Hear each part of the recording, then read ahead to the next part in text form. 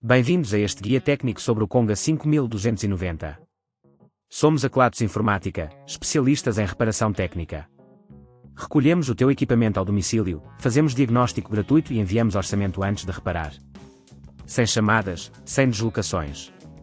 Estamos localizados na Cal Joaquim Maria Lopes 26, Madrid. Cómodo, transparente e profissional. Link na descrição. Se o teu Conga 5290 está a fazer um barulho estranho durante a limpeza, é sinal de que algo não está bem.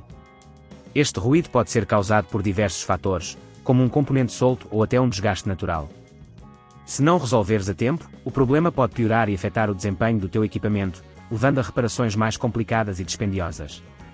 Para esta reparação, vais precisar de algumas ferramentas específicas, uma chave de fendas, um multímetro e, se possível, uma pinça para manusear pequenos componentes.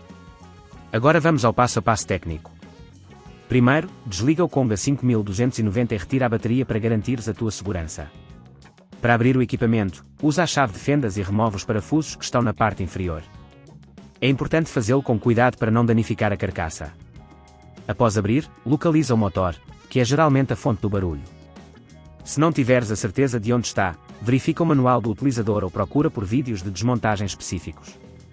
Uma vez localizado, observa se há algum fio solto ou se o motor está preso por algum objeto. Para extrair o motor, desconecta os cabos e remove os parafusos que o seguram. Ao fazer isto, aplica uma força moderada para não danificar os componentes adjacentes. Se neste ponto achares que é demasiado complexo, lembra-te que na Kelatos recolhemos o equipamento no teu domicílio e devolvemos-te reparado. Depois de substituir o motor, reconecta os cabos e certifica-te de que tudo está bem fixo. Para fechar o equipamento, coloca a tampa com atenção e aperta os parafusos na parte inferior. Por fim, coloca a bateria de volta e liga o Conga para verificar se o problema está resolvido. Para evitar que o barulho volte a ocorrer, é importante realizar limpezas regulares e verificar se os componentes estão sempre em bom estado. Mantém o equipamento livre de detritos e verifica se não há peças soltas que possam causar problemas. Se não queres arriscar danificar o teu equipamento, na Kelatos recolhemos, reparamos e devolvemos ao teu domicílio em todo o Portugal continental.